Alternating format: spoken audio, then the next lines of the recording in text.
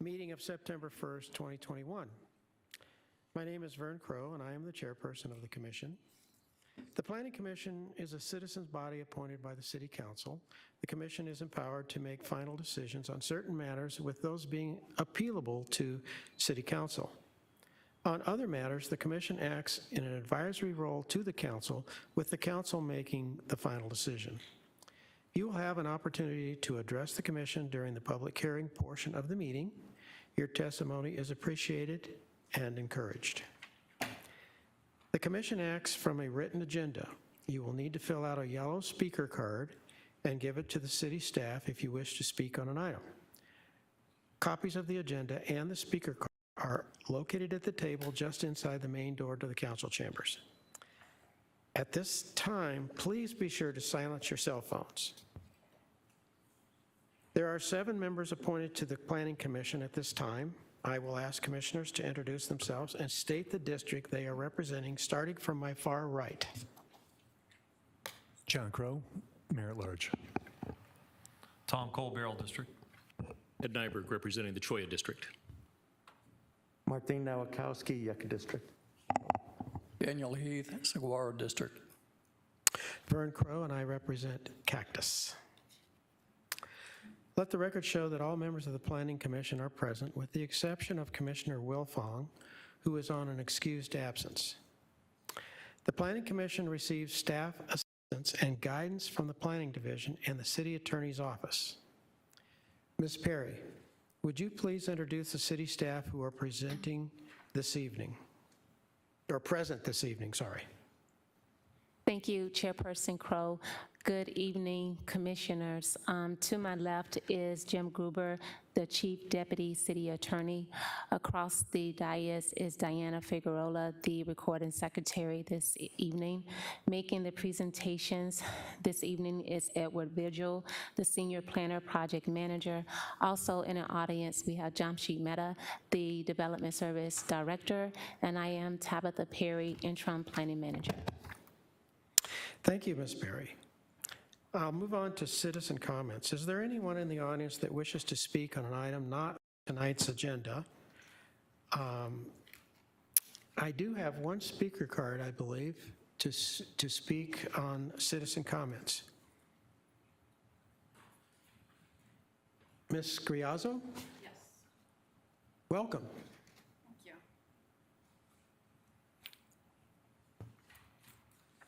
Do you need my address and all? And Yes, ma'am, please. Stella Griazzo, 5530 West Morton Avenue in Glendale. I'm going to jump around from my thoughts and opinions. I feel Glendale is being destroyed with development. It's still gut-wrenching for me to pass the beautiful, what was the beautiful Glen Lakes Golf Course, knowing that the City Council was the reason for its demise. In any situation, no means no. Not one resident was in favor of the golf course being turned into a housing development that's going to stick out like a sore thumb, let alone the traffic it will add to the area. All the City Council had to do, or I'm sorry, all this due to the City Council neglecting their responsibilities on maintaining or promoting the golf course.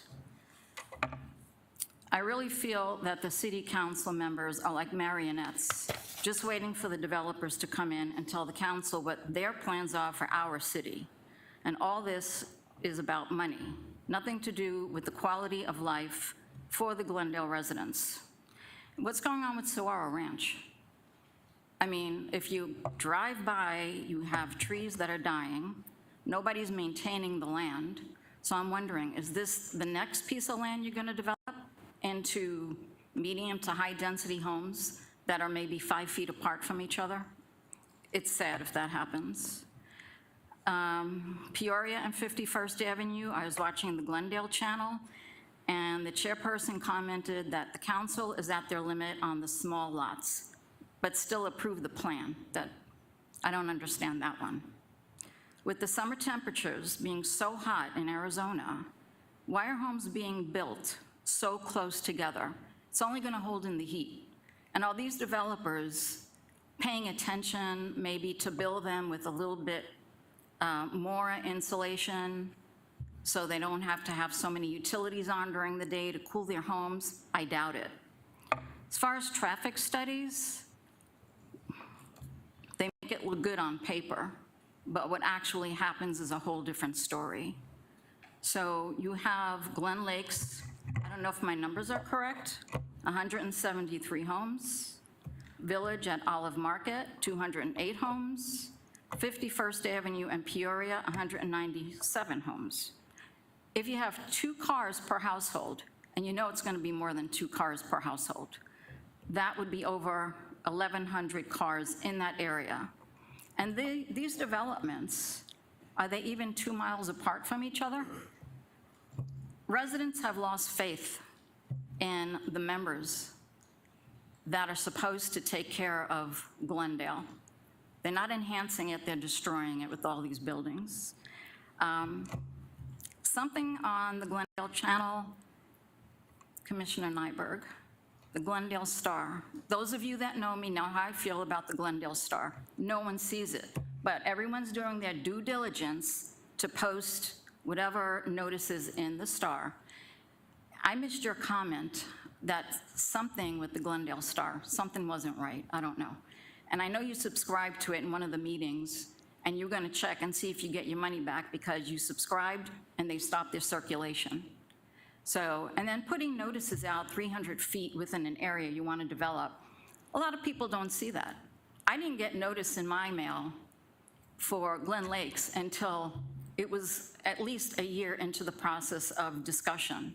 So, big disappointment for what's happening in the city. Big disappointment that the developers have to build these homes so close together. Again, it holds in the heat.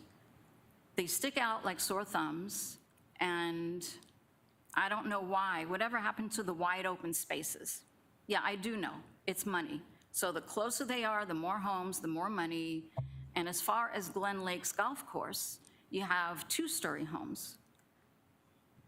All the homes in that area are single-story. So again, I don't know, when is that land being developed?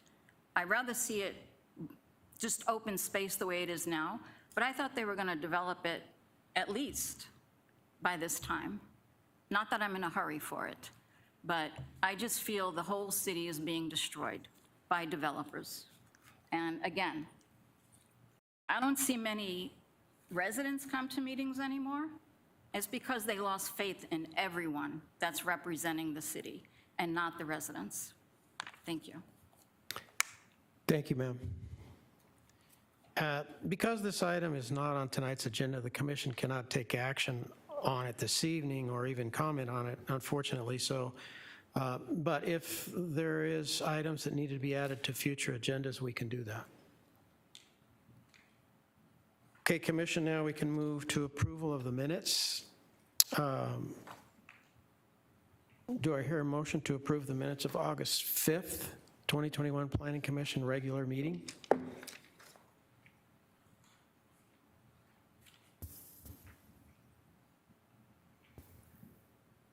Mr. Chairman, Commissioner Nyberg? I would approve the, I would move to approve the minutes of August 5th as presented. Do I hear a second? I'll second. Thank you, sir. I have a motion and a second to approve the minutes of August 5th, 2021, the Planning Commission regular meeting as written. All those in favor say aye. Aye. Aye.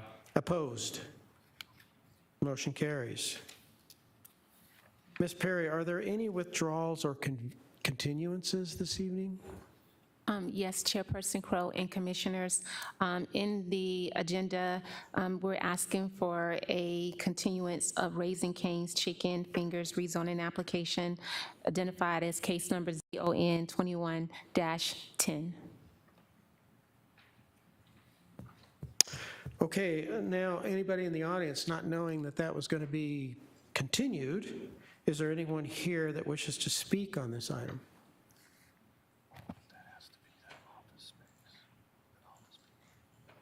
Okay, hearing none and seeing none, we'll move on. The purpose of the public hearing is to provide interested parties an opportunity to present testimony for the commissioner's consideration. We will follow the same procedure for each item. I will call the applicant number and the name of the applicant. Staff will present their report and answer questions from the commission. The applicant will be given the opportunity to make a presentation and answer questions from the commission. Other persons who wish to testify will be asked to do so and answer questions from the commission. The applicant will have an opportunity to close comments. Staff will be asked for any final comments on the application and procedural guidance. I will then close the public hearing and ask for a motion prior to discussion. Now, when you come up to the podium, you will need to state your name and address for the record if you wish to speak on an item.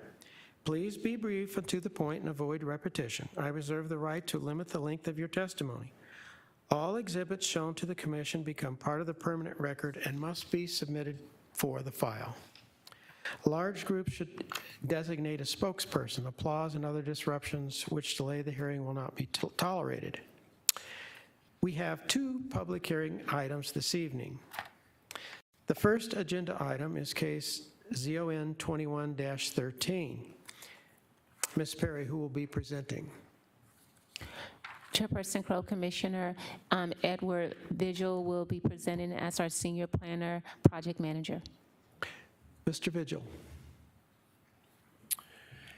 Good evening, Mr. Chairman and Commissioners. Again, my name is Edward Vigil, Senior Planner with the City of Glendale, and I'll be presenting two applications. First one, again, is Bickman Industrial, zoning case 21-13.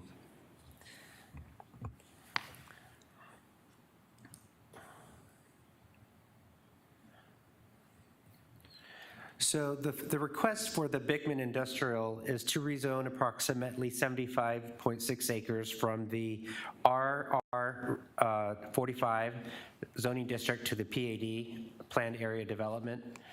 The applicant is Benjamin Tate with Whitley Morris.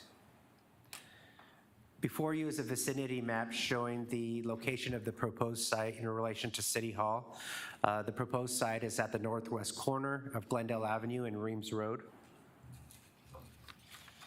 This is the general plan designation for the proposed site, which is Loop compatible land use area. And then an aerial map showing the location in relation to the surrounding community. This is the Luke Air Force Base noise contours. So the property sits between the 65 LDN and the 70 LDN and the 75 LDN. So some of the, actually the proposed land uses within the PAD are going to be M1, M2, and Business Park, which are light industrial, heavy industrial, and then Business Park.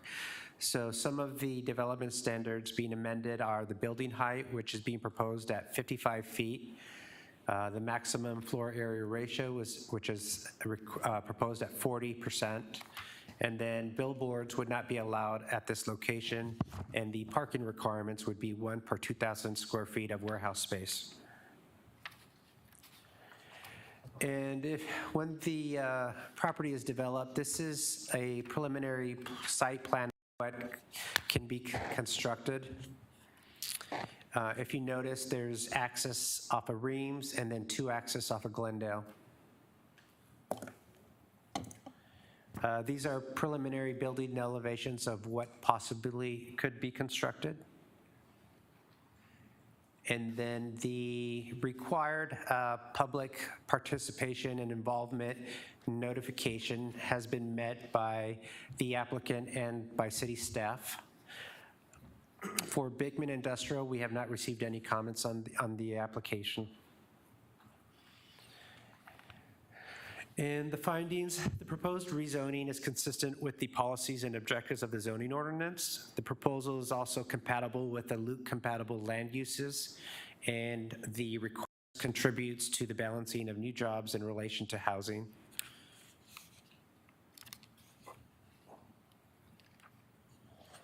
Staff recommends approval of zoning 21-13 subject to the following stipulations. The first one is that development shall be in conformance with the Bickman Industrial PAD narrative dated July 20th, 2021. And number 2, the developer shall provide half-street right-of-way dedication of 55 feet for Reams Road. The improvements shall include, but not limited to, roadway widening, curb, gutter, detached sidewalk, street lighting, signing, pavement markings, and landscaping. And then number 3, the developer should provide half-street right-of-way dedication of 55 feet for Glendale Avenue. And those improvements would also include, but not to roadway widening, curb, gutter, detached sidewalk, street lighting, signing, pavement markings, and landscaping. Number 4, the developer shall provide a 40-foot right-of-way dedication for Alsup Avenue. The applicant and developer shall coordinate with Maricopa County regarding the roadway improvements for Alsup Avenue. And number 5, the developer shall provide on-site retention for the 100-year, 2-hour storm event for the site and adjacent roadways. Number 6, if Maricopa County requires improvements to Alsup Avenue, then the developer shall place the overhead power lines on Alsup Avenue underground. And number 7, all proposed access points on Reams Road shall align with the approved access points to the proposed Cubes development on the east side of Reams Road.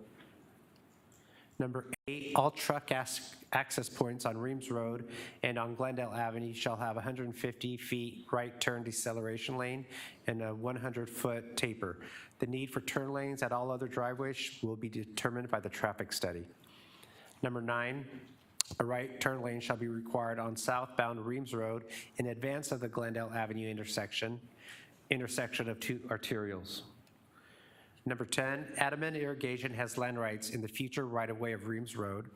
The developer will be required to work with Amended Irrigation to relocate facilities and the associated land rights in order to complete the required roadway improvements and make the associated right-of-way dedications. And the final, number 11, the developer shall provide a 30-foot half-street right-of-way dedication for Myrtle Avenue. And that concludes my presentation. If you have any questions, I'd be happy to try to answer those. Commissioners, anything for Mr. Vigil? Mr. Heath? Mr. Virgil, so my question pertains to the Alsup Avenue and the granting of a 40-foot right-of-way dedication, but yet it refers to the county. So is this a county road, or is it within the city limits? So Alsup Avenue is controlled by Maricopa County, and the application was routed to them for review, and they are still reviewing that, but have not yet provided their comments. By the time we get to design review, we will or should have communication from Maricopa County and take that into consideration when the design review is being reviewed. And then will the city be able to require this dedication on a county street? So the actual requirement, I believe, is if Maricopa County requires that dedication, then that dedication would have to be provided. But I believe the actual dedication is through Maricopa County. But I believe the applicant's also here, and he can verify that. I'm confused. You know, we recently had another project come before us, and there was discussion about extension of half-street improvements on a county road, and we were told we couldn't do that, or that the city couldn't do that, but yet in this case we're doing it, so I'm confused. So how did we get here? It's not the actual improvements, it's just the dedication of the right-of-way. All right, thank you for the clarification. You're welcome. Commissioners? Commissioner Cole? Yes, sir. Mr. Vigil, thank you. Is Alsup Avenue intended for truck traffic based on this So plan? I am, I would have to refer you to the applicant. I'm not, I don't have that information with me. So, Thank you. I'll You're reserve my welcome. question. Commissioner Nowakowski? Is on stip number 11, the 30-foot half-street right-of-way dedication for Myrtle, is Myrtle the property to the north? Myrtle is the roadway to the north of this property, yes. Okay, because I've seen about a dozen homes along that side and about 8, 9 along the Alsup Avenue. So I was just kind of curious about that. Can you describe what kind of buffering or effort to buffer the large industrial development from these residential properties? So right now, we don't have an actual definite site plan. What I have is the preliminary site plan, which is up before you. For the landscape setback in the PAD that they're proposing, I believe it is either 15 feet or 25 feet, but I can verify real quick.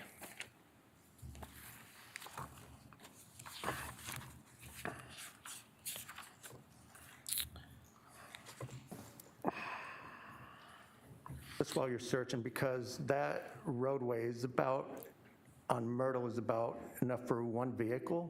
So I was hoping that there would be a larger right-of-way dedication there, so. So the dedication for Myrtle Avenue is being negotiated. The actual amount of 30 feet is what was decided upon by our traffic engineer in negotiation with the applicants and the applicants' representatives and clients. And so right now, we're requiring the 30-foot dedication. Myrtle Avenue, I believe, is not expected to be developed in the near future, but later. And as we find out more information about Myrtle Avenue, then we would apply those requirements at that time. All right. So the building setback for this property being proposed in the PAD is 25 feet from the property line. And then it would be a 15-foot landscape buffer from the property line. So the basic distance requirement would be 25 feet. But in the preliminary site plan, they're showing over 100 feet distance from the property line. Okay. Commissioners? Okay, having nothing further, the applicant, thank you, Mr. Vigil. Thank you very much. Would the applicant or applicant's representative please come forward, state your name for the record, and make your presentation.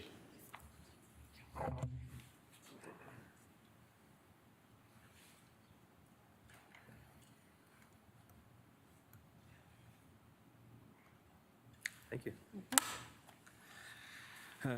Mr. Chair, members of the commission, good evening. Benjamin Tate with Withy Morris, 2525 East Arizona Biltmore Circle, on behalf of the applicant, the Pizzuti Companies. Delighted to be here this evening to talk to you about Bickman Industrial. I'll try and move quickly through some of the stuff that Edward already covered. This gives you a bit better sense of the context. So as you can see from this, we'll call it a vicinity map. To our west is Loop 303, to our north is Northern Parkway, and to our, I guess you would call it, our southeast is Luke Air Force Base. So we're kind of hemmed in on three sides by two major thoroughfares and then the Air Force Base. And actually also, I'll back up for 1 second, also gives you a sense of some of the other developments happening around us. So to the east is the Cubes at Glendale, which you're aware of, which was approved not that long ago by this commission, the city council. And then to the west, closer to Loop 303, the Park 303 development, which is another large industrial development that straddles Glendale Avenue. So as Edward mentioned, it is 75 acres at the northwest corner of Glendale Avenue and Reams Road. It's located currently in the unincorporated area of Maricopa County, so there is a concurrent annexation case going on with this rezoning case that will be heard by the city council concurrently. It's currently zoned RU43, that's the county designation. The RR45 is what it would be, the equivalent district it would be zoned to coming in with the annexation. We are obviously requesting to rezone this to PAD for industrial and business park uses. To the north is some rural residential in Maricopa County. To our east is that Cubes at Glendale PAD. To our south is some more agricultural county land, and again to our west, some rural residential in Maricopa County. For general plan, as Edward mentioned, also we are in the Luke compatible land use area, which somewhat restricts the viable land uses within a proximity to a military air installation, which all of you are very familiar with. So we're about 1,800 feet as the crow flies, or an F-16 flies, from Luke Air Force Base to the west. As you're aware, the land uses that can be within this area are dictated by state statute relative to the noise contours and accident potential zones around Luke Air Force Base. We are about a quarter of the site in the 75 LDN, and then the balance of the site, the 3/4 western part of the site in the 70 LDN.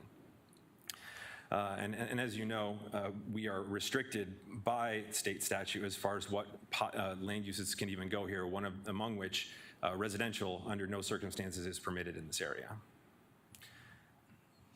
So we are requesting to rezone to PAD for an industrial park. It's about 1.12 million square feet under roof. Although we are requesting a maximum height of 55 feet, we're about 49 feet 6 inches to top of parapet, so it's a little bit under the maximum height. That's really just to provide some flexibility with a 40-foot height interior clear, or sorry, 40-foot interior clear height, which is the gold standard for new industrial parks being built right now.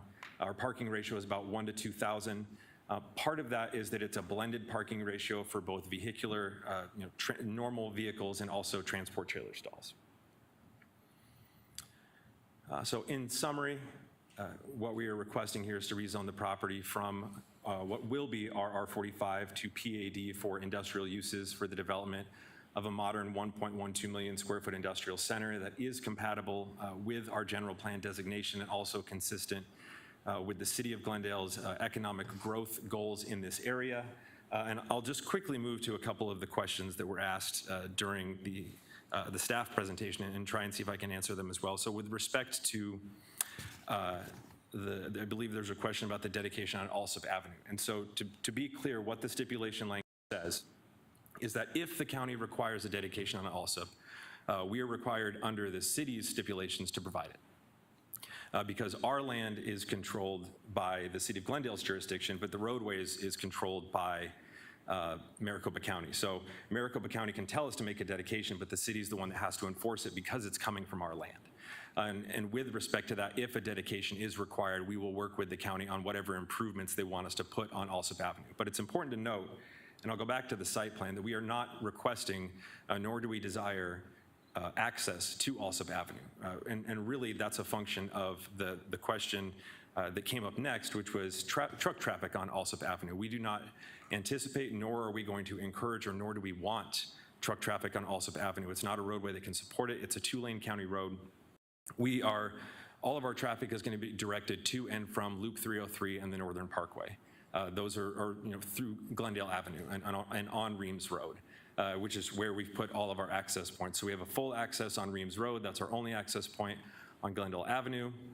We have a right-in, right-out closer to the intersection, and then a full access closer to Alsup Avenue. And then the final question that was asked, and I'll just keep it on this slide, had to do with the Myrtle dedication. This was actually something that just came up this week. And it's part of an ongoing coordination and negotiation between the City of Glendale and Maricopa County about how to plan for the future of roadways in this area. As Edward mentioned, there's no expectation that Myrtle Avenue would be anything other than its current status as a 1-lane dirt road anytime in the next 10 to 15 or even 20 years. What the city is doing is planning for the future and asking us to dedicate our half street, which would be 30 feet. And if there ever gets to a point where somebody's able to assemble all 20 to 25 of those parcels for a single sale on the north side of Myrtle for a future development, then whoever does that would dedicate the other 30 feet and that becomes a roadway. But until that happens, there's no reason nor is there any desire to improve Myrtle Avenue. And with that, I'd be happy to answer any questions. Actually, I'm sorry, I'm gonna go one more slide. There were some questions about the buffering and the setbacks. I'm really happy that I put this slide together today just so we can answer to it. Although we have minimum setbacks that are listed in our PAD, which more or less mirror what's in the industrial district already, we are providing 20 to 30 times that in terms of our actual setbacks. So you can see from this graphic, our building is no closer than 353 feet from our northern property line adjacent to the residential. Our western building setback is 285 feet from residential, and the other two are about 292 and 293 feet, which was an intentional effort to pull the building as close as we could to the middle of the site to reduce its impact on the surrounding area. And with that, I'd be happy to answer any questions. Commissioners, any questions for Mr. Tate? Commissioner Nowakowski. Just a comment, and thank you for explaining the right-of-way dedication, and that makes perfect sense to me. just something to keep in mind when the site plan does come up for discussion or consideration, that, you know, truck traffic coming in, the large truck traffic, if it comes off Glendale and Reams, it makes sense, but if it travels and the loading docks are behind, and that's where you usually would put it, just keep in consideration that noise it would do for the residential, and try to plan that out, and maybe with landscaping or higher walls or something. So that can be discussed later. Thank you. Mr. Chair. Commissioner Cole. I believe in your packet relative to parking, there's a statement in there about the city of Glendale not keeping up with current standards. Does that sound familiar? Yes. And I'd just like to refer to staff. Is that something we're cognizant of? Is this something trending that we need to look at? The applicant's saying that our parking standards don't meet current. So, Mr. Chair, Commissioner Cole, if I could answer that, because there's actually a little bit of history here, and that is, I'll go back to this slide, and talking about our blended parking ratio, and what this really amounts to is the city of Glendale's current standard of 1 to 2,000 would produce, if we were required to provide that amount, 1 per 2,000, just for normal vehicular parking spaces. That would require an extraordinary amount of parking for this site. For what is, you know, a relatively, for the size of the building, minimal use in terms of employees, because these facilities, especially as they become more automated, they become more efficient, they need fewer employees, they need fewer parking spaces.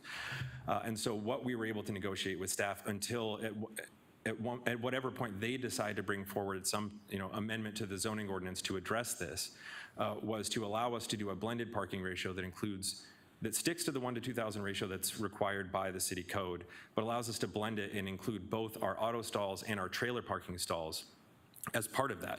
And it's not that we have any desire to underpark the site in any way, because that's not in the developer's interest to not provide enough parking spaces for cars or trucks. What it really comes down to is not putting the developer in a situation where they're being required to provide far more parking than the facility needs. The developers are always it's actually as much in their interest as it is in the city's interest to provide enough parking on site. And the way that we orchestrated it in this case was simply to guard against the possibility that they only need a certain amount of parking because it's a relatively efficient or, you know, automated site, and they don't end up with an enormous sea of striped parking spaces that they're not using. Thank you. Commissioners? Commissioner Heath? Mr. Tate, yes, I'd also like to thank you for explaining the restrictions, the granting of the right-of-way, et cetera. I seem to recall that there was going to be some entrance off of Alsup, is that correct? No, there will not be any access to Alsup Avenue. Okay. And truck traffic then will have no need to use Alsup or the neighboring street to the north, and will be routed up Reams and out Glendale. Is that correct? Mr. Chair, Commissioner Heath, yes, I think that's the most likely traffic pattern, especially because Alsup Avenue, as I understand it, doesn't have an exit or an access to Northern Parkway, so there wouldn't be any reason for traffic to be going north or south on it. All right, very good. Yeah, I'd be concerned about traffic that were going up those residential streets for the noise. We've had some interaction with individuals who have mentioned noise on those streets, so I'd just like to keep that in mind both during construction and once the site is operating. Understood. Thank you. Thank you. Commissioners, anything else? Okay, I don't have any speaker cards. Thank you, Mr. Tate, for a great presentation. I don't have any speaker cards, but are there any members in the audience that would like to speak on this item?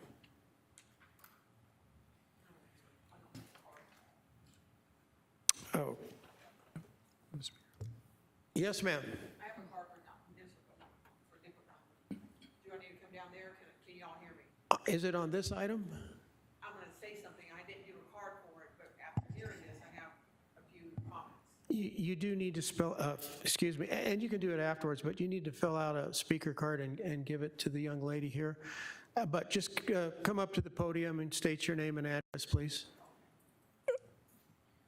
Chair, can we get her a microphone so she doesn't have to come? Not that I know of.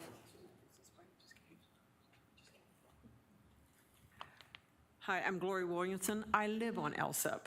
And so when you all say no truck access, so how can you confirm that no trucks will use it? Because actually the other night, and I have video I took, from 12 o'clock to 2 a.m., cement trucks are running up and down Alsup, going down to the facility that's being built south of Bethany on Alsup. They can easily go Glendale to Reams to Northern. I sit there and watch them make a turn, right-hand turn eastbound onto Northern, and then they come southbound off of Northern onto Alsup.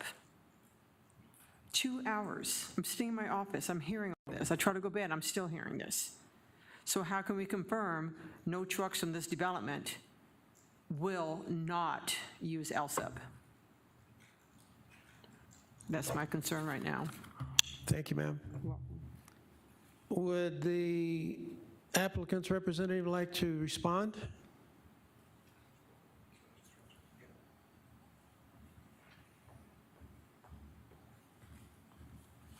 Mr. Chair, members of the commission, and actually I was just speaking to our client, Pizzuti Companies, who will be developing and constructing this. So I really have two comments, and the first of which is, although that may be true for cement trucks, which are smaller, more local, tend to just use whatever roadways they can to get around a certain area, the vast majority, if not all of, in fact, I'm confident in saying all of the truck traffic to this site will be 18-wheeler freight trucks, which use major freeways and arterials to get to and from places. It's simply the most convenient thing to do. And the path of least resistance and the safest and quickest path to and from our site is Northern Parkway and Glendale Avenue. There's simply no reason for large freight trucks to use Alsup. With respect to cement trucks, during construction, we are happy to commit to directing all construction traffic to not use Alsup Avenue. I don't know if we can formally make that a stipulation, nor would I want to, but I can certainly commit on behalf of the developer, because they just told me that, is that we can direct all construction traffic to use Glendale Avenue and Reams Road and not Alsup Avenue.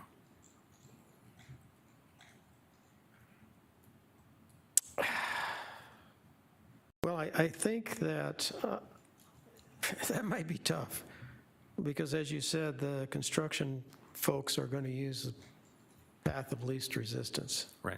So that might be difficult to do. Well, we can control what we can control, and they have the ability through the contractors they're hiring to provide direction as to how to get to and from the site. Can somebody ignore that? Sure. But they can certainly make that part of the overall construction plan, that construction traffic stick to using Glendale Avenue and Reams Road. Okay, commissioners, anything for Mr. Tate? Chair, question for staff. That's a county road, not a city road. Chair, Commissioner, correct. So do we have any jurisdiction over that road? Chairperson, Commissioners, no. Thank you. Thank you, Mr. Tate. Thank you. Ms. Williams, that pretty much settles that as far as we're concerned, because we just don't have any jurisdiction over county roads.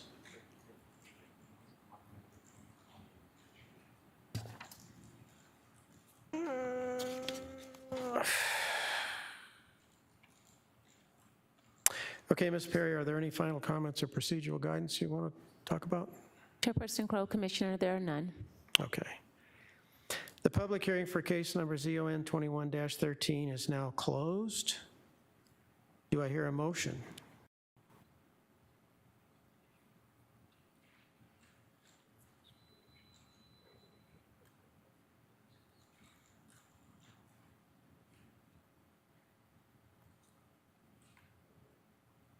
Do I hear a motion, commissioners? Mr. Chairman, Commissioner Nyberg? I would move that the Planning Commission approve ZON 21-13 with the 11 stipulations outlined by Mr. Vigil. Do I have a second? Second? Okay, I have a motion and a second. Are there any comments or discussion regarding this case? Anything further? Okay, I have a motion and a second to approve case number ZON 21-13, subject to the stipulations as outlined in the staff report. I will conduct a roll call vote from my far right. Aye.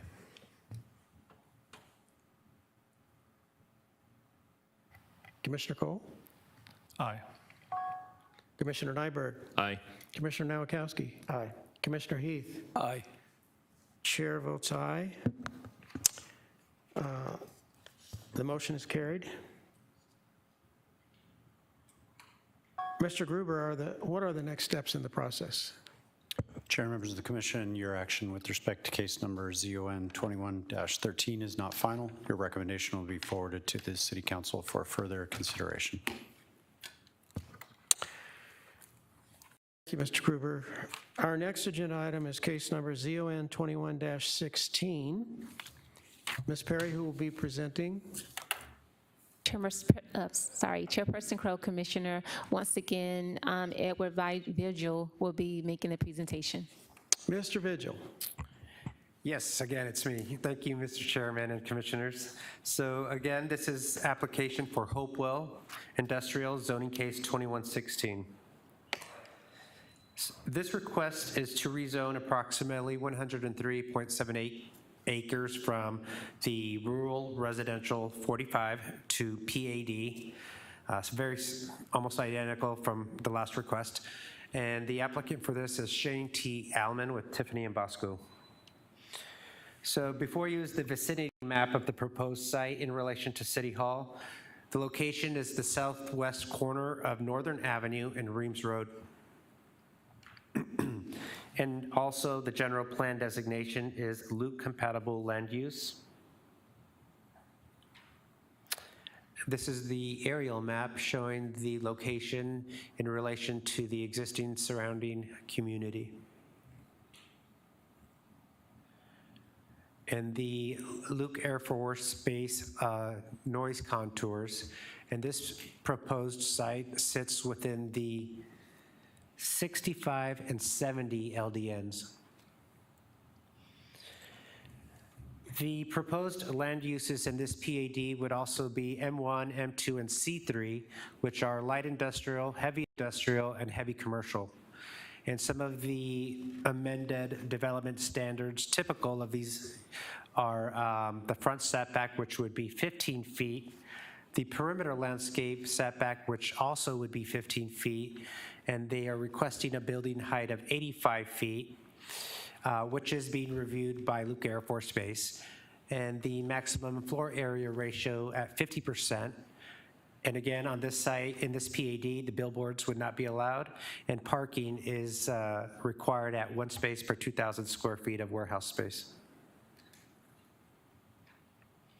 This is a preliminary site plan of the project.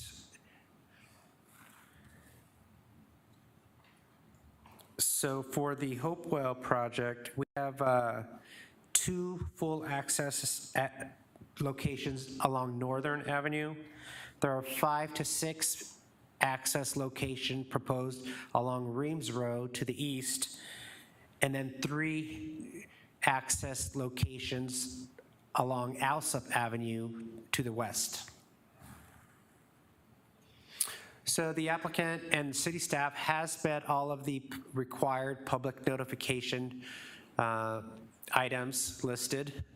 And since the August 24th public hearing on the blank petition for the annexation on this project, we have received several emails and concerns from adjacent residents who are in opposition and concerned about the semi-truck traffic that may occur along Alsup Avenue. And the staff's findings are that the proposed rezoning is consistent with the policies and objectives of the zoning ordinance, and that the proposal land uses are compatible with the loop-compatible land uses, and that the request contributes to the balancing of new jobs in relation to housing. So staff recommends approval of zoning case 2116, subject to the following stipulations. Number 1, development shall be in conformance with the Hopewell Development Pad narrative dated July 21st, 2021. The conceptual site plan and conceptual open space plan included with the PAD application may be modified to accommodate the users on the property, but shall be in conformance with required development standards and regulations outlined in the PAD narrative dated July 21, 2021.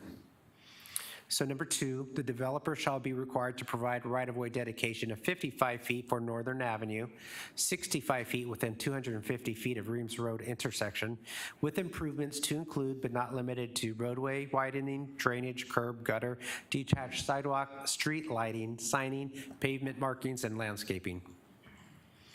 Number 3, the developer shall be required to provide right-of-way dedication of 55 feet for Reams Road with improvements to include, but not limited to, roadway widening, drainage, curb, gutter, detached sidewalk, street lighting, signing, pavement markings, and landscaping. Number 4, the developer shall place overhead power lines on Alsup and Northern Avenues underground. Number 5, all proposed access points on Reams Road shall align with the planned access points to the proposed Cubes development as per the information available to the city on August 20th, 2021. Number 6, all truck access points on Reams Road and Northern Avenue shall include a right turn deceleration lane.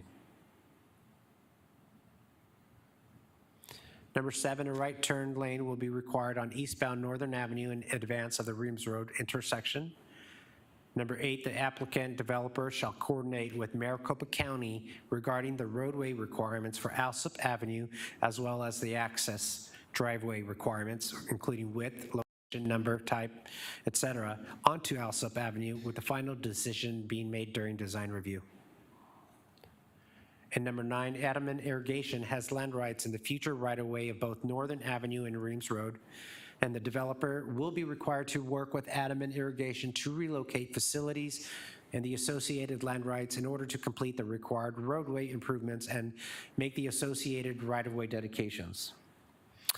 Number 10, the city may require the developer to provide half-street right-of-way dedication of 40 feet for Orangewood Avenue with improvements to include, but not limited to, 24 feet of paving, curb, gutter, detached sidewalk, drainage, street lighting, signing, pavement markings, and landscaping. And that concludes my presentation, and I can answer any questions that you may have. Commissioner Nowakowski?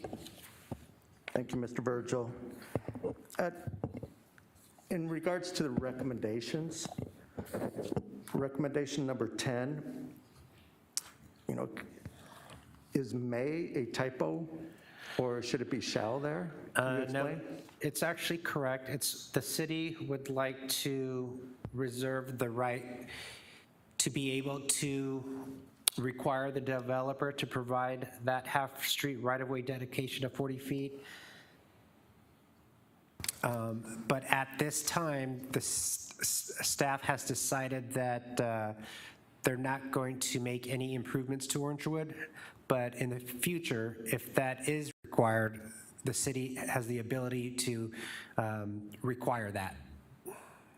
Okay, and in the previous item, I'm just curious, we had a recommendation for an on-site retention for that 100-year flood, 2-hour storm. It's not in here, and it's the same neighborhood. I'm just wondering why that's not a recommendation. So I was directed by staff for that specific department in engineering that would not be needed in this application. I'm not sure I understand the reasoning behind that decision. I drove the neighborhood today. We had a pretty good rainstorm yesterday, and it was pretty flooded. There was those dirt roads and a lot of potholes, and quite frankly, my truck almost got stuck in some of that mud. So I was just saying that would be very, that's why, Right. if you're curious. So, I mean, staff can certainly add a stipulation if you would feel more comfortable and require that. Most developments have that stipulation, so it's a pretty standard stipulation. Right, I just say if it's good enough for the development, 2 blocks away, it's good enough for this one. Right, I understand. All right. Commissioners? Commissioner Cole?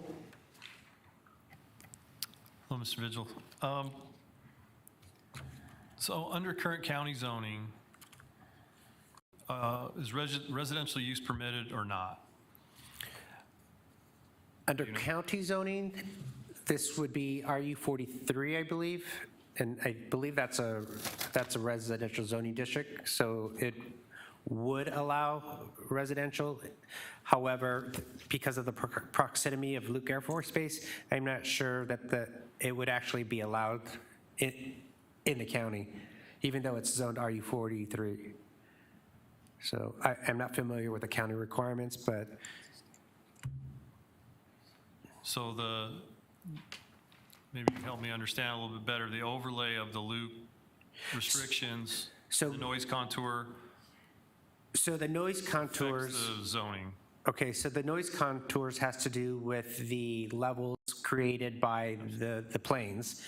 The general plan designation, loop compatible land uses, that is City of Glendale, only allows industrial and commercial uses and does not allow any residential within those noise contours. Does that answer your question? Not really. I understand. What I'm asking is, do the Luke land use rules apply to the current county zoning? Or does that only kick in once we annex it? So that would I believe that would only kick in once they annex, because that is a City of Glendale land use requirement from the general plan of City of Glendale. Thank you. Yep, you're welcome. Commissioners, anything else for Mr. Vigil? Commissioner Nowakowski? Before, maybe this is a question for staff, Mr. Gruber, I don't know. Will this item go to council with or without a recommendation from Luke Air Force Base? Because on the height, what height did you say, 80-some feet?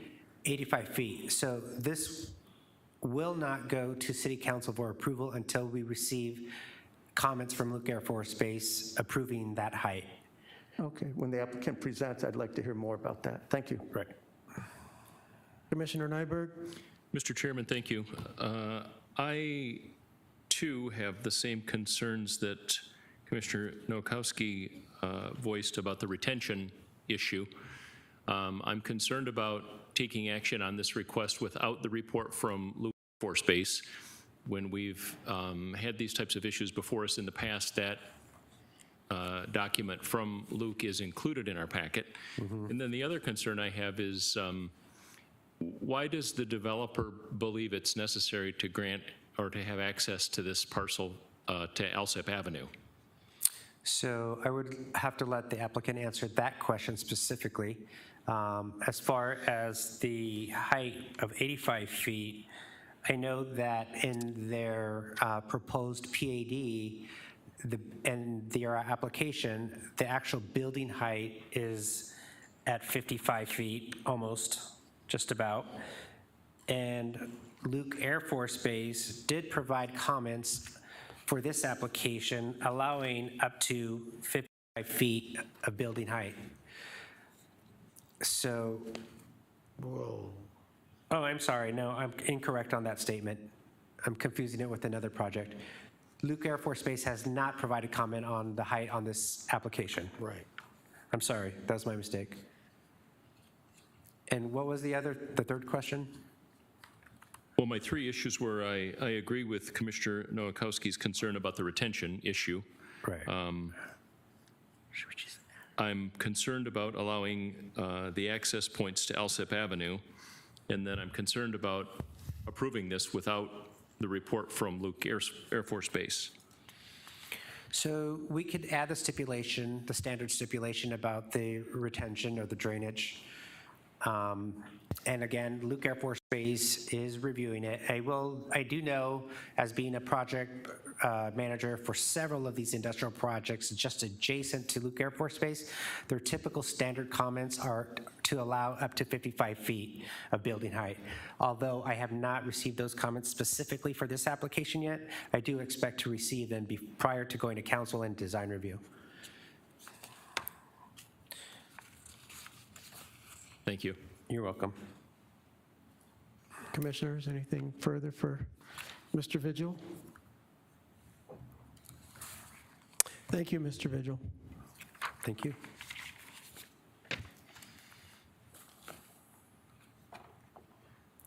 I do have one speaker card. Ms. Williamson. I'm sorry we don't have a mic to bring to you. Chairperson Crow, Commissioners, the applicant would like to make a presentation.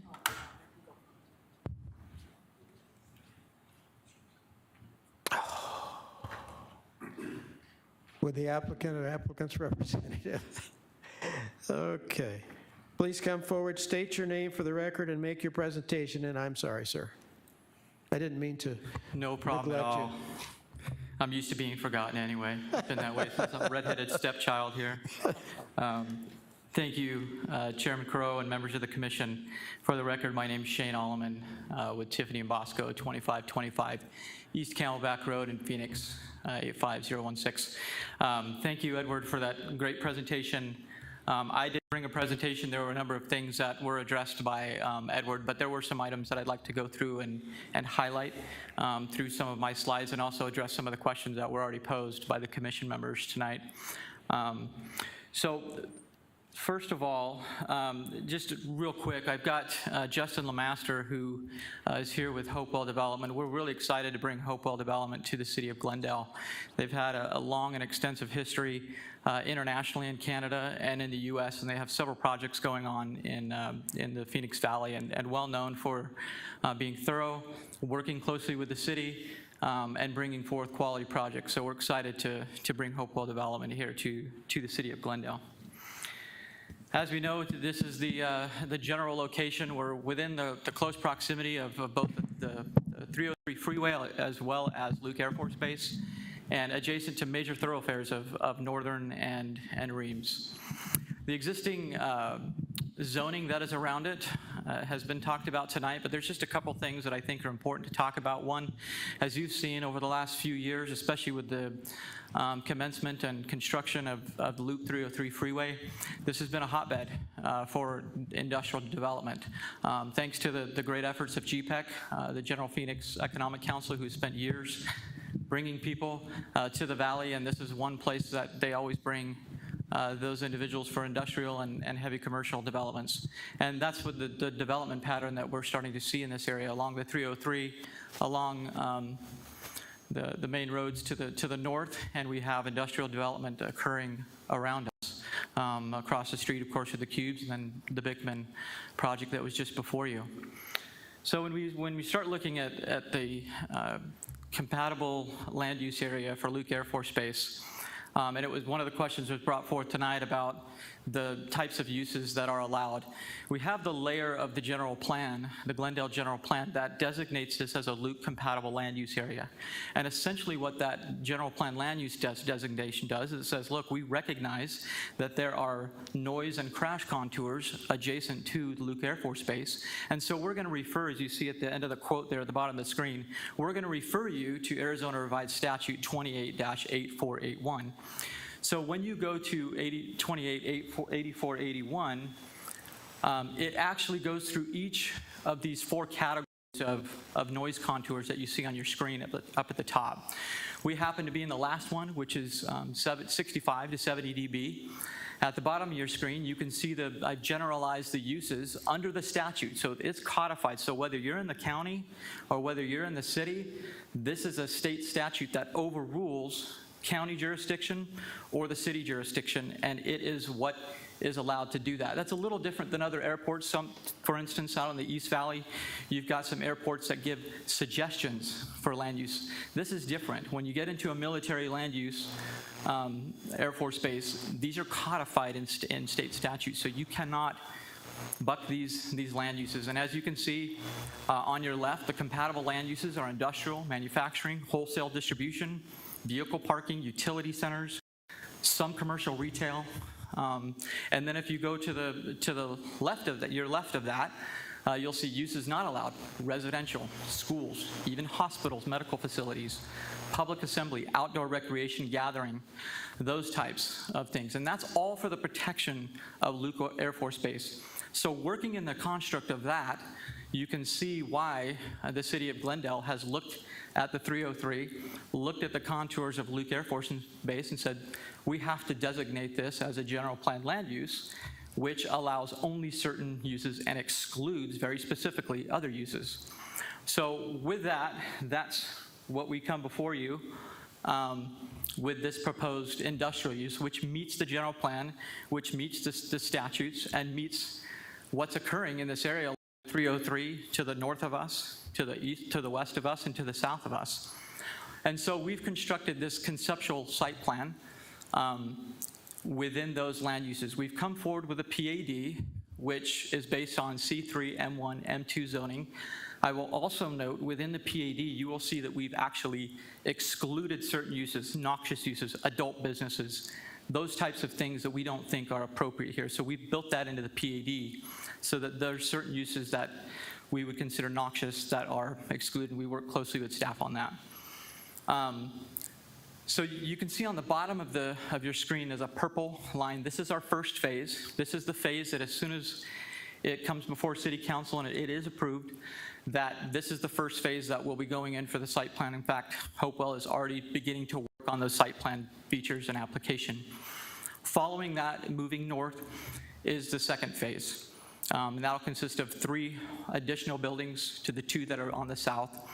And what you can see in this is that most of the buildings, I would say more than 2/3, are towards Reams and towards Northern.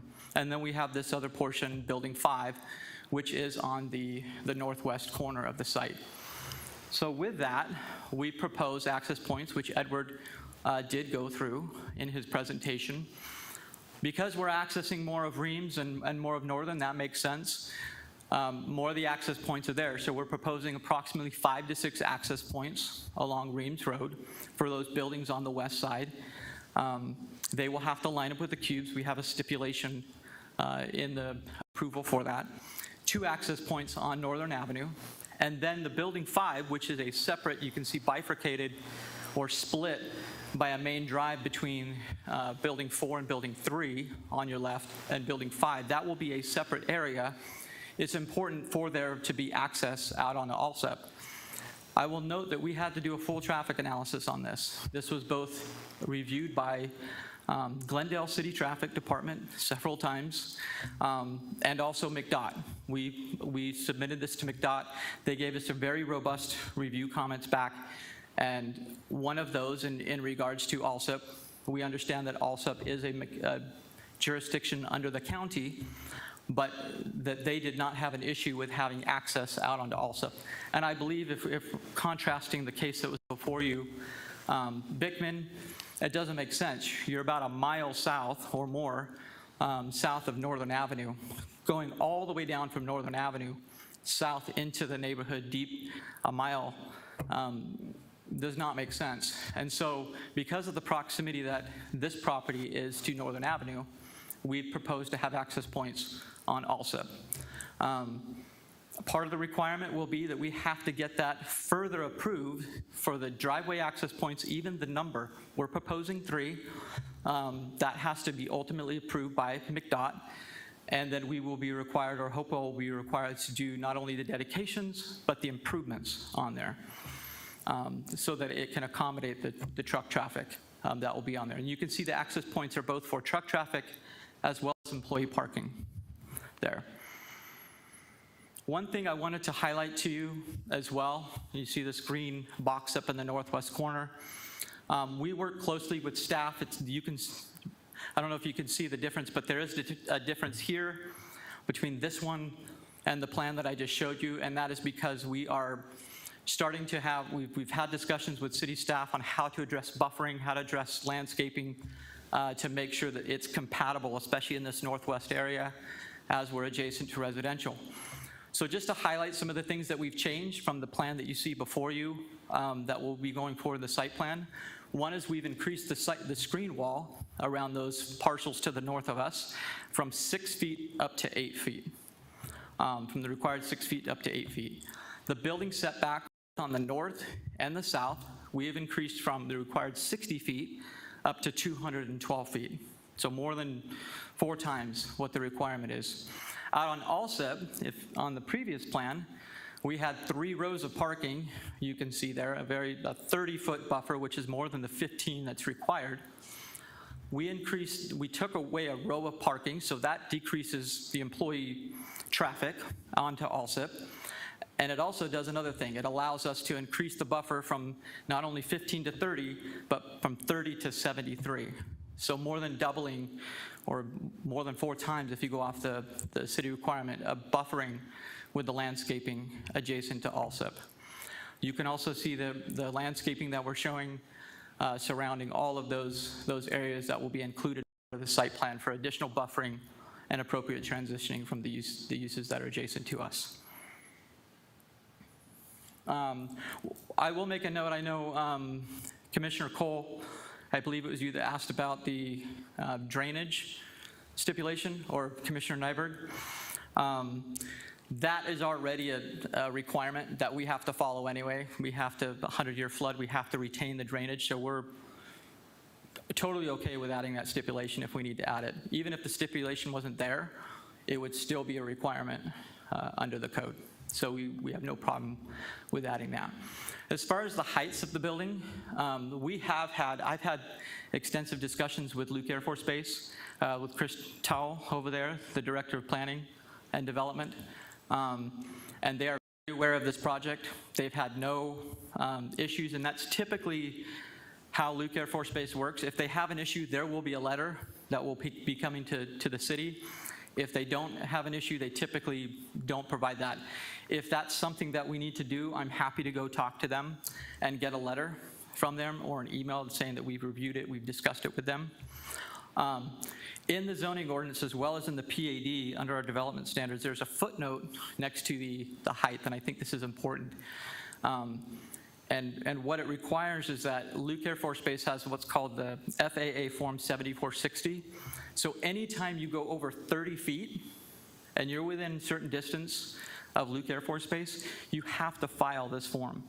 They have to review it. It's probably about a 2 to 3 month process. We're about a month into that process, going through their review of the height.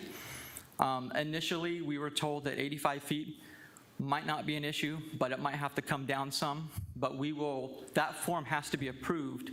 It's codified in the zoning ordinance as well as in our PAD as part of the site plan process. So we're going through that process currently right now with the height. So even if they come back and say, hey, you can only be 65 feet, we're gonna have to follow that. Again, they're a military organization. They're backed up by state statute, which overrules city jurisdiction. Just real quick, the architectural elements. But in summary, our PAD request is consistent with the general plan, with the zoning requirements, as well as all of the other ordinance requirements. We've worked extensively with McDOT, with the city, to ensure the development proposal meets all of those requirements, doing extensive traffic analysis to ensure that our traffic counts are appropriate for the streets, the adjacent streets, that also our improvements that we're committing to, which are part of the stipulations, are appropriate.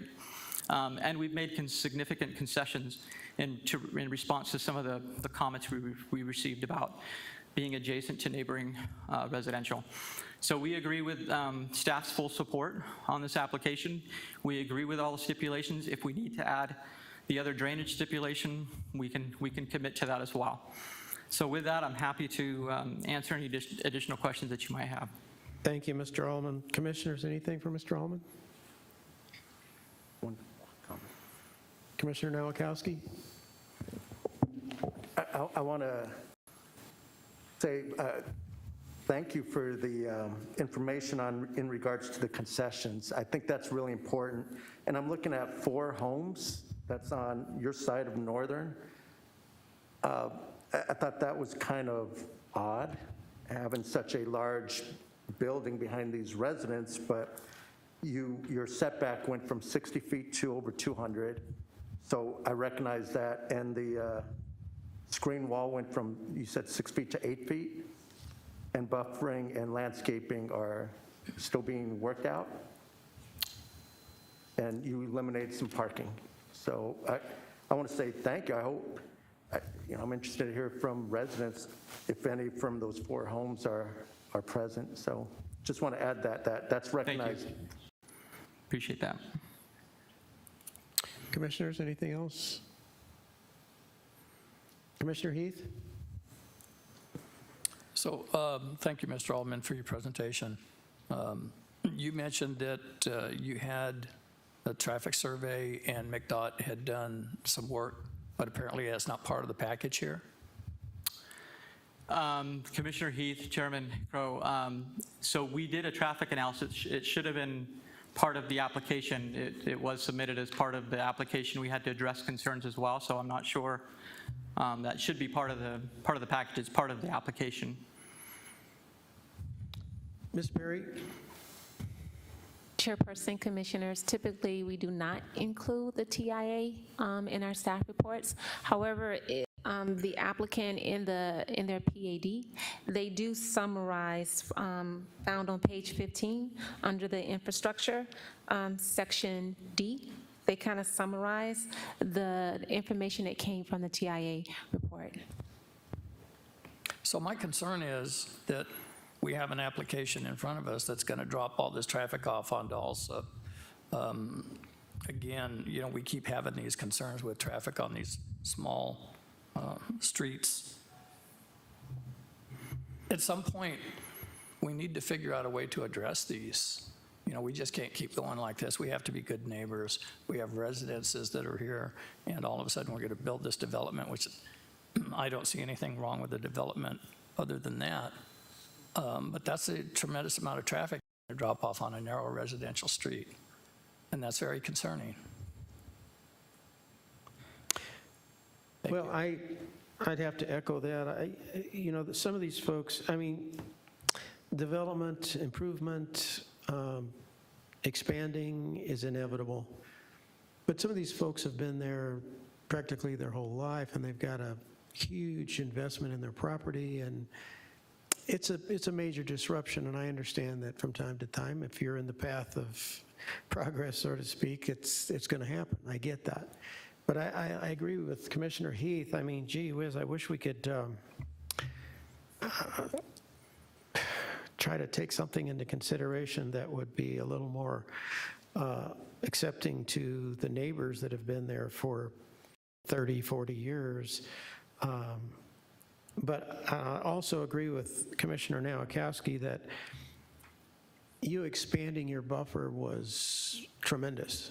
That's huge, I think, because developers are in the business to make money, and they pay a lot for that property, and they pay a lot for the development, and they're giving a lot of it away, trying to be good neighbors. I know a lot of people wouldn't think you're a good neighbor, but it costs a lot of money to do what you did, and I echo Mr. Nowakowski's comments that I personally appreciate your efforts to do that. It means a lot, but I also agree with Commissioner Heath.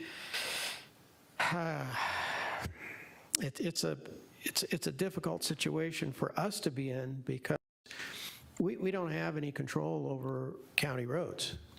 So whether we like it or not, we just basically don't have any say over it. So, Commissioners, anything else?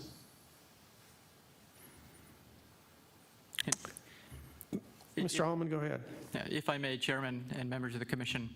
And I think that's one of the, it wasn't just plop down 3 access points. It was done with a lot of analysis, with a lot of discussion. And as I've said before, the way that the site was designed, and I know this is just focusing on this area here, but over 2/3 of the other access points we understand are going to Northern and also to Reams. And so that the traffic count that is coming is, there will be some truck traffic that's going out onto Alsup. But that was done as part of the analysis from the city's traffic department as well as McDOT. If there were concerns with the traffic, with the portion of this area that's going on to Alsup, that would have been raised by the city as well as McDOT. And we do have a stipulation, as a reminder, that we have additional analysis and additional approvals that have to go to McDOT for those improvements onto Alsup. But we feel with the buffering that we've done, with taking out a whole row of parking, which is a lot of additional for the employee traffic, that reduced the traffic as well and pushed more of the employee parking to the west, so that goes out onto Northern and Reams. We thought that was appropriate concession to make as well, to be sensitive to the traffic counts that we have as part of the traffic analysis. But I will say the traffic, if we have the traffic report, the level of service is maintained for Alsup. So it's not something that's being decreased or diminished, according to the analysis of McDOT and City of Glendale. Commissioners? Commissioner Heath? Yeah, unfortunately, Mr. Alderman, we don't have that report to look at from McDOT. And your comment that, the city would have done something different. Unfortunately, I've been reviewing other actions recently wherein I don't think that the city has maybe given it full consideration as far as some of the traffic along residential streets. And it's really concerning to me. And I'm seeing a pattern that's really disappointing. I'd like some direction from staff on whether or not the actual access to Alsup can be limited further than what it already is. I appreciate everything you've done to this point, though, Mr. Alderman. I do want to make that clear. I appreciate that. I think what we can and can't do in regards to a county road, I think we're limited. Mr. Gruber, what say you?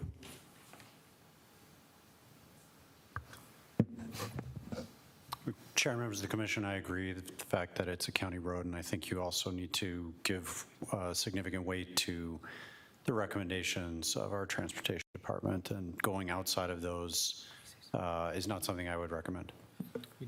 Thank you. Mr. Vigil? Yes, sir, Mr. Chairman. So we do not, I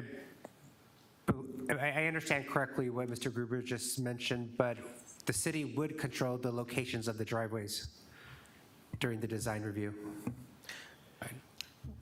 or limit that. Yeah, I think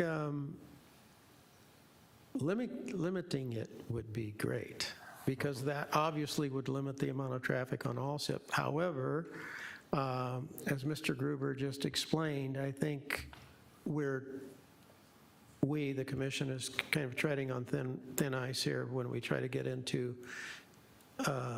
maybe some legal issues in regards to what we are not able to do. But if the city is capable of limiting access and the applicant is willing to at least sit down and discuss that, that might be at least some sort of a partial resolution, if you want to put it that way. Commissioners?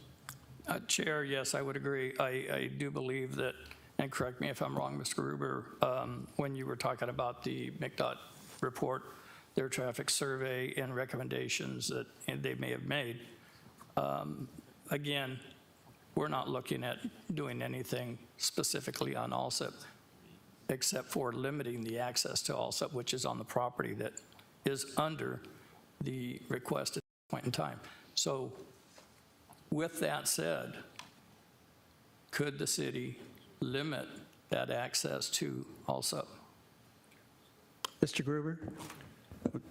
Chair, members of the commission, if I may ask a question to staff, are the cities, our traffic analysis discussed those access points, correct? This being on the property that is within Glendale's jurisdiction? Through the chair, the answer to that is correct. Yes, they have reviewed it. The site plan that you see before you is conceptual. My assumption is really what the developer, the applicant, actually is proposing to the city. We've heard the concerns that came from the residents. We can continue to look at this site plan to see if there's any other level that we can find relief in from an administrative standpoint, because they still need to go through design review. So I think that we can continue to have those discussions through the administrative aspect of the design review.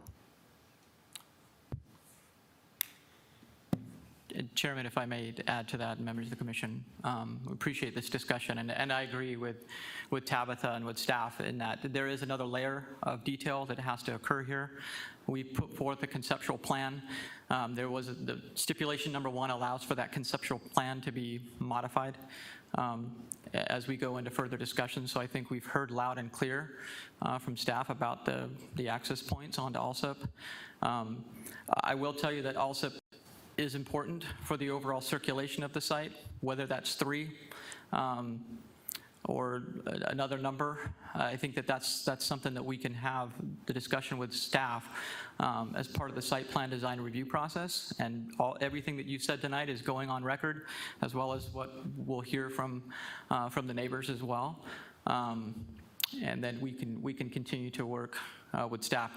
And as a reminder, we do have a stipulation that we have to provide all of that information, whatever we're working with staff, to McDOT, and they have to give the final approval for number of locations, where they're located, and all of that. So this is a conceptual plan, and we can take all of this information and include that as part of the site plan design review, which will happen shortly, to go through and have those additional discussions with staff. What is shortly? So we've had discussions about having the site plan started to be prepared. I think your architect is working on site plan documents right now. So whether we get that in before we go to City Council or shortly thereafter, it's imminent. Commissioners? Mr. Allman, thank you. Thank you so much. Appreciate Mr. Vigil, thank you. You're welcome, thank you. Ms. Perry, thank you. Mr. Gruber, thank you.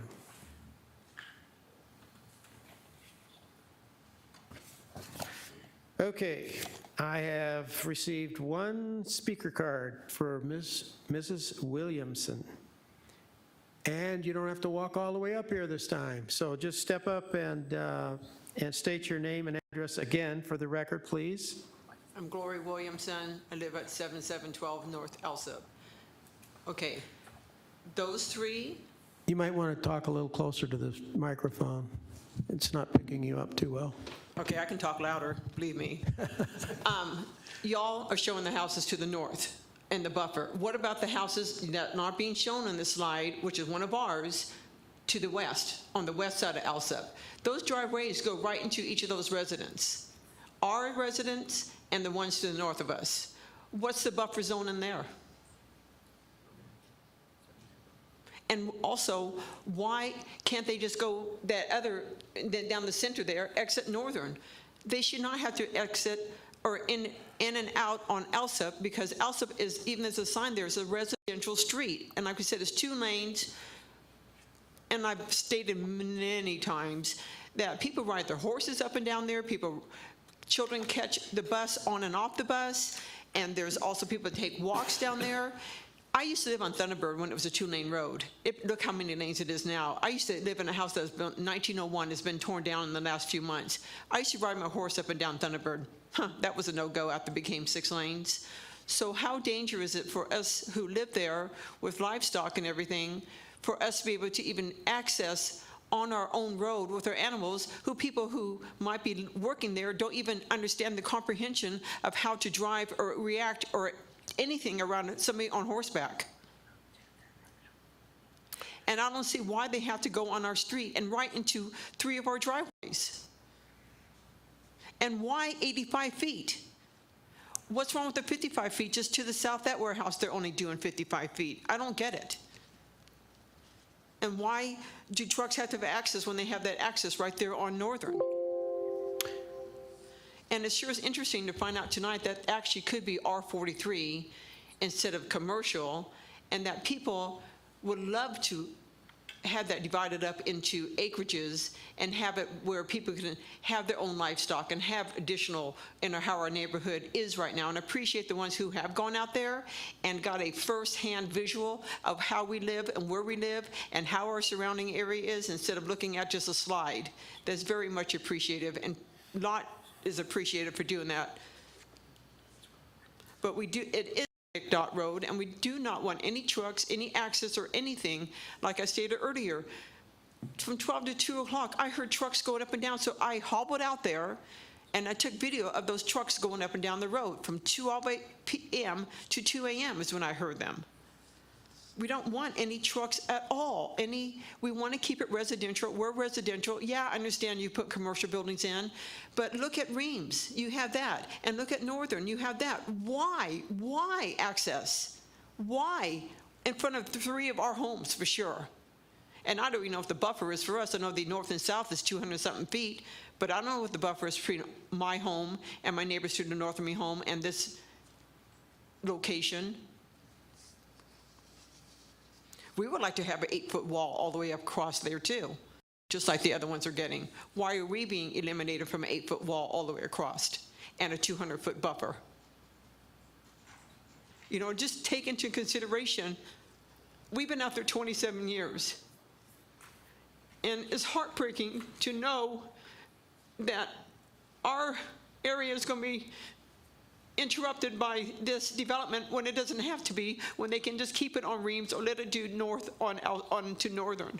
They do not have to do our road. Just think about it and be considerate of it. It's wrong.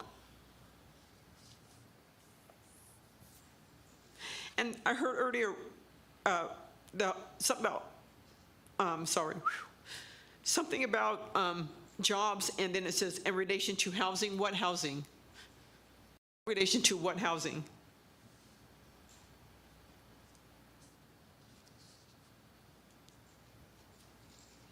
Sorry, just pissed off right now.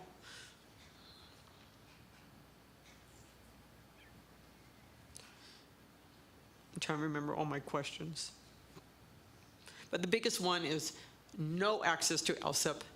And what is the buffer? Do we get 200-foot buffer? And we would like to have an 8-foot wall with no access. They can easily just go up the other way, because that's right there on the first slide that when I started talking, where they can just go up and go to Northern. They don't even have to go on to Alsup, where you have number 5 and then phase. I can't read it from here, but the phase, the second one, whatever. No, that's not it.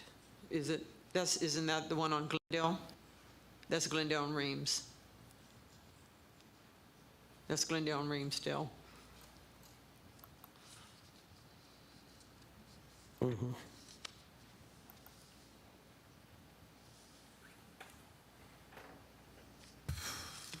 Anything else? So I guess I won't get any comments, but I'm telling you, please, please, we're begging of you, our whole neighborhood, please don't let anybody have access to Alsup. We would like a 200-foot setback also, and we would like an 8-foot wall also. And they can just exit on Northern like you all have there already. Thank you, Mrs. Williamson. Mr. Vigil, would you like to comment on any of that? So originally, we did not include concerns from the adjacent residents. That's because we didn't receive any until the August 24th City Council hearing on the blank petition. Once we attended that and participated in that public meeting and heard the concerns from residents. I did go out to the site twice. I took pictures. I emailed Gloria Williamson myself several times. She's emailed me several times, and I've always responded immediately. So we have had conversations with the adjacent residents, and so I did include in the staff report, I made changes stating that staff is concerned with the proposed driveway locations along Alsup, because of the concerns that were brought by the adjacent residents. So I did include that in the staff report, and then I did include pictures in tonight's PowerPoint presentation, just in case that you would ask questions on those. So as a project planner, my opinion matters a little bit, but I have to trust that the city's traffic engineer and the Maricopa County's Department of Traffic, their engineer, that when they review the traffic impact statement and the studies, that they are providing me the correct information to move the application forward. So in this case, it looks like the access onto Alsup was appropriate by their determination. So so we do support the application, but we are also concerned with the locations on Alsup as well. Well, it's a little bit of a quandary because the 3 access points or egress points that are on our information are on city property and is part of the planning process. But how much traffic or whether or not they can come out onto a county road, we have no control over. Is that not correct, Mr. Gruber? We don't have any control over a county road? Yes, answering that question, Chair and Commission, we have no control over a county road, correct? You want to say anything? Commissioner Nowakowski?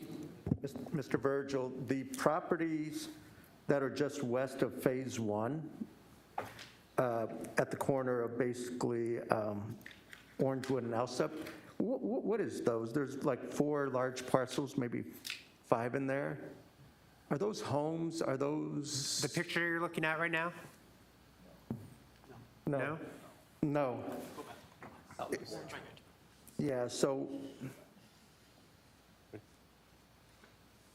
because I'm just thinking, this big old property over here, if there's future, yeah, right below that, Those are homes. so just west, are those homes? Yes. Oh, yeah, those are county homes right below that.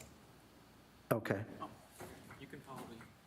I was just thinking if, in the future, those big parcels sell out to someone, sell their property to a developer, Orangewood, Alsup is really going to be impacted. And boy, you know, if we set even a precedent of 3 entrances right there, and Building 5 being the largest building they decided to put in the conceptual plan in that location, you know, maybe, you know, reworking it a little bit, putting a smaller building there so you don't need those access points, but the access point on Northern and along Reams, the conceptual plan shows a pretty darn big roadway with parking, buffering. So I think it could be worked out. I really do, and I just really hope there's that commitment to it. But we do control access points, not road. I mean, Mr. Ullman? Chairman Crow, members of the commission. So, Councilmember Nowakowski, are you talking about, or Commissioner Nowakowski, are you talking about the properties that are south of that northwest? Lower left corner of the picture. What's that? Lower left corner of the slide. Go back. Just west of your Phase 1. Okay. Yep. I was just curious if that was vacant property or, you know, what that is. Yeah, because my understanding is, I believe with the big white building, my understanding that's a commercial operation That's what the Rose guy was at. that's occurring there. And then you have the stadium or the rodeo area to the west Cedarville. across the street. No, it's not right across the street. That's on Cedarville. You can't even get to the Dunn's Arena from Alsup. You have to go to But Cedarville. if I could also address, I think there was a misstatement about our buffering on Alsup. We are providing 150 building setback, and when you take the right-of-way into account, it's an additional 50 feet or so, which does give the properties across the street a 200 buffer. And so we did take that into account as we were moving the building around, making sure the buffer and then adding the landscaping as well. the buffering around the south side of it as well as the east side coming down to where it bisects into Orangewood, that will all be part of, the open space landscaping plan. We have certain requirements that we have to follow in regards to that. So all of that buffering will be, as part of the site plan design review package. Chairperson Crow, commissioners, can I speak? Is that acceptable? Ms. Perry, go ahead. Thank you. A couple of things. I think all the dialogue that we're having and the questions that are coming from the commissioners are extremely great questions. But what is before us right now has to do with the rezoning application itself.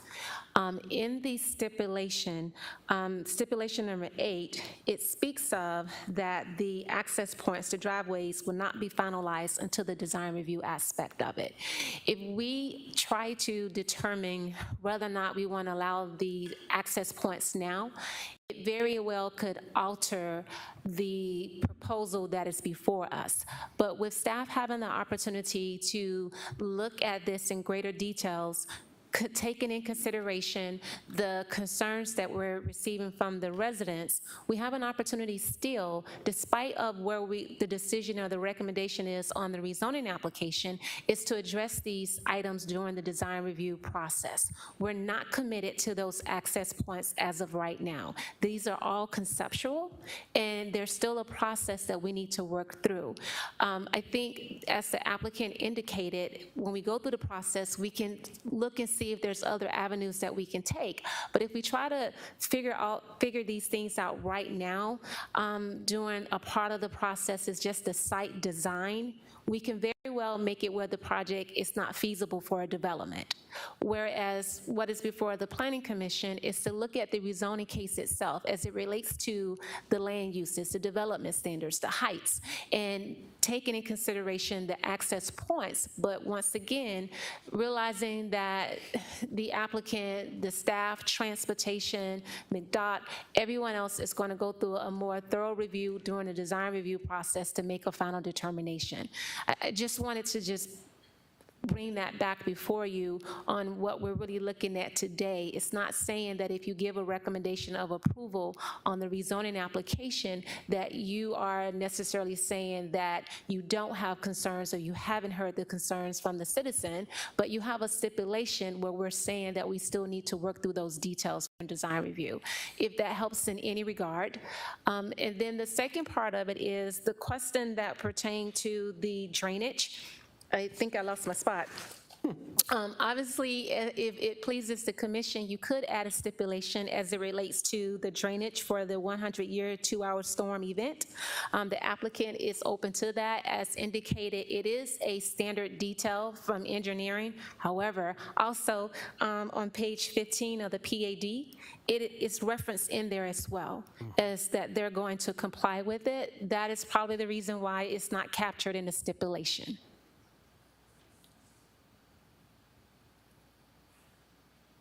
Commissioner Heath?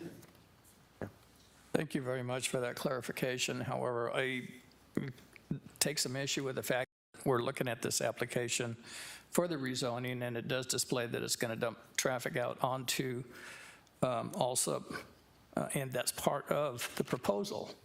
So I can't erase that and separate that from the proposal and the rezoning. I just physically and mentally cannot do that. I am concerned. I understand traffic studies are done. I understand that it's a preliminary design and that something could change. Now, if we can make some stipulation that, in fact, this will change, I would be more in favor to this and more amenable to it. But as it stands, I really have very serious concerns. It almost sounds to me like the commission is kind of for this, but they want to see some things happen or more information come back to us before we move forward with this. Am I getting that feeling? I think that's where we're at, but in any case. Mr. Chairman? Mr. Commissioner Nyberg. Yeah, I appreciate the clarification from Ms. Perry, but we're having this discussion about the access points because it's part of the presentation that you brought before us. And so that's what has opened the door to the discussion. And I've heard a lot of discussion about the city's traffic study and McDOT's traffic study, but all the information I have before me is a short paragraph on page 15 of the applicant's presentation that says they've engaged the services of a private traffic engineering firm. I don't have any of the information from the city or McDOT to support what I'm being told.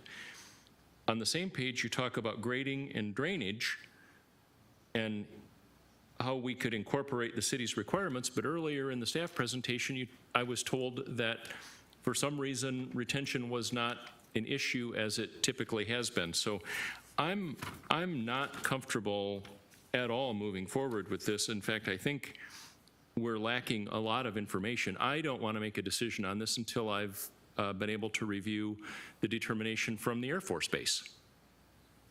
And I think that needs to be included. So, Mr. Chairman, I don't know if a motion would be in order. Commissioners, does anybody have anything else?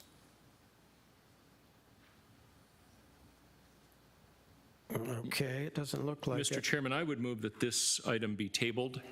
I'm uncertain whether I want to say for a date certain in October, or if October is enough time to get the information together, reconsider the stipulations, because I think they need some revision. And also, I'd like to see the determination from Luke Air Force Base. Well, before we do that, first of all, we need to close the public hearing. But, Mr. Allman. Chairman Crow, members of the commission, I wanted to offer up a potential stipulation for the access on Alsup, if that might suffice the Alsup issue. I know right now we're showing two truck access and one employee access out onto Alsup, and we're happy to add a stipulation that only allows for one truck access and one employee access only. So that caps that, so that it can't push up to three or even more than that, that it would be relegated to one access for employee, one access for truck. And as far as addressing the drainage, we're happy to add the stipulation, which I think will more than suffice to add or to address the drainage situation. We can go word for word with the previous stipulation that was on the Bickman case and have that, so that would cover completely, not only through the zoning ordinance, but through an additional stipulation bolstering that to ensure that the drainage situation is addressed. So we're happy to offer those two stipulations if that helps to move this forward. Thank you, Mr. Allman. Mr. Vigil, anything else? No, Mr. Chairman, thank you. Thank you, Mr. Vigil. Okay, the public hearing for case number ZON 21-16 is now closed. Do I hear a motion? Mr. Chairman, Commissioner Nyberg. I would move that this issue be tabled until staff can include the city's traffic engineering report, McDOT's traffic engineering report, revise the stipulations to include retention and drainage, review the access points to Alsup Avenue,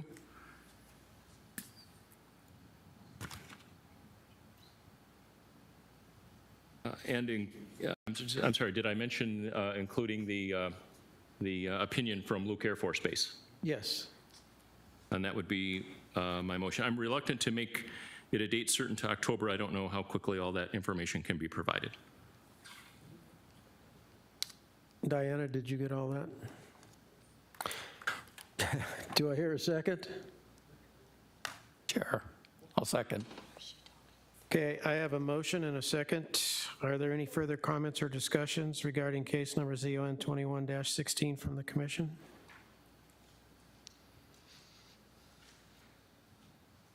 Okay, I have a motion and a second to table case number ZON 21-16, subject to the request by Commissioner Nyberg. I will conduct a roll call vote starting from my far right. Commissioner Crow? Aye. Commissioner Cole? Aye. Commissioner Nyberg? Aye. Commissioner Nowakowski? Aye. Commissioner Heath? Aye. Chair votes aye.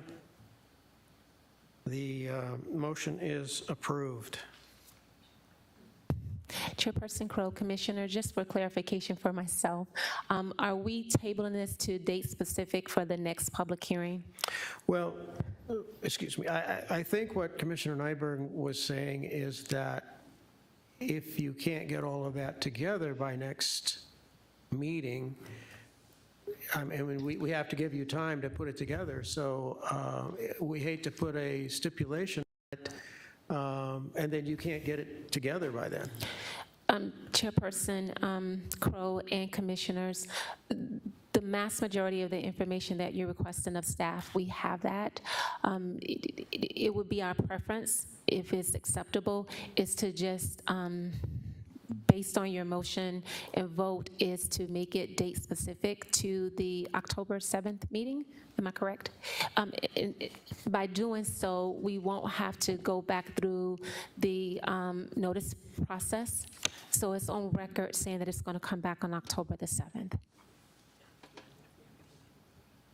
Commissioner Chairman, Nyberg. I purposely left date certain out of my motion because I'm not sure how quickly the city can obtain a copy of the opinion from Luke Air Force Base. So I don't want to make October 7th date certain if Luke is not able to respond by that point, by that time. Chairperson, Commissioner, if for some reason we are unsuccessful from getting something from Luke in writing, then the objective would be to come back before you and ask for a continuance. We do believe it's feasible, but if something happened, then we would just ask for a continuance. Do I have a consensus, Commissioners? You're okay with that? Okay, we'll stipulate that. Point of order, though. Chair and Commission, you have a motion and a vote, motion and a second and an affirmative vote. So my recommendation is that the motion maker proposes to put forward a new motion that supersedes the one that you've just passed with a date certain, and then you vote on that, just in an abundance of caution. Okay, so we can't just have a motion to amend the first motion? We have to redo the whole thing? Chair and members of the commission, you can call it a motion to amend with an additional stipulation. Yeah, Okay. that's fine. Commissioner Nyberg? Mr. Chairman, I would move that we table to a date certain of October 7th. So you're amending the previous motion? Yes, sir. Okay. Do I have a second? Okay, I have a motion and a second to amend the motion that we just passed to a date certain of October 7th.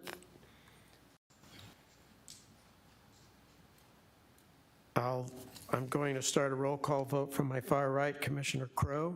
Aye. Commissioner Cole? Aye. Commissioner Nyberg? Aye. Commissioner Nowakowski? Aye. Commissioner Heath? Aye. Chair votes aye.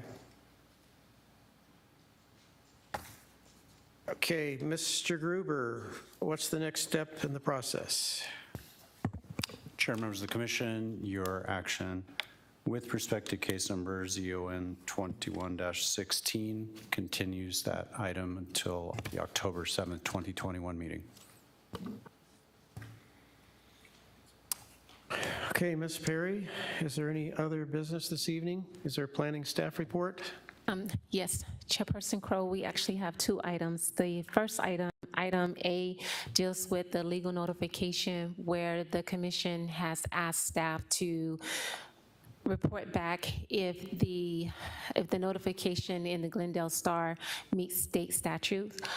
We're asking to do a continuance on that to the October 7th meeting, just a reference of protocol and dealing with the executive team to ensure that we're coming back with the appropriate information to the commission. We just need additional time to work through the process. Okay, commissioners, any objections to that? Okay, we have a consensus, that's fine. Okay, thank you. The second item is listed as Planning Commission recommendations to the City Council. At the last meeting, it was Commissioner Nowakowski, who asked the question that he was watching. I believe it was the August 10th City Council meeting, and Councilwoman Tomachov raised the question about staff not having the Planning Commission recommendations in the staff report. So, and the request was for me to come back and give the commission a report on what occurred. So basically, the short end of that is that it was a systematic matter on our end. So the two items was presented to Planning Commission on August the 5th, and it was scheduled to go before City Council on August the 10th. Our internal process means that for the City Council date for the August the 10th, we had to have all the staff reports completed with a hard deadline of August the 2nd. But as you know, we were coming before Planning Commission with a recommendation on August the 5th. So in essence, our staff reports for City Council was already completed when we were coming before you with the recommendation on August the 5th. So at the public hearing on August the 10th before City Council, although the reports did not include the commission's recommendation, when the presentations were made on both of those items, staff did include in their presentation what the Planning Commission recommendations were.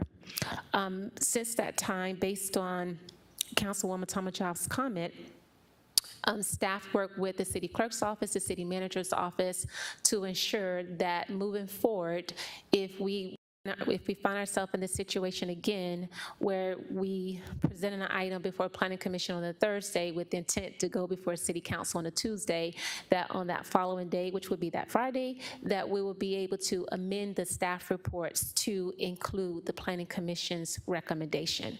So once again, it was not that your recommendations were not taken seriously. They were presented. They just were not in the staff report at that hearing date. But moving forward, staff would do what we need to do to ensure the staff reports are updated for City Council. Thank you, Ms. Berry. Commissioners, any comments, discussions on anything else? Commissioner Nowakowski? Tabitha, thank you for the explanation, and I'm glad the systematic process has been improved. So good work. Commissioners, anything else? Okay, our next regular meeting is October 7th at 6 p.m. in this council chambers. And with no further business, Chair will entertain a motion to adjourn. So moved. Do I have a second? Second. Okay. Thank you, Commissioner Heath. Okay, all those in favor? Aye. Opposed? We stand adjourned.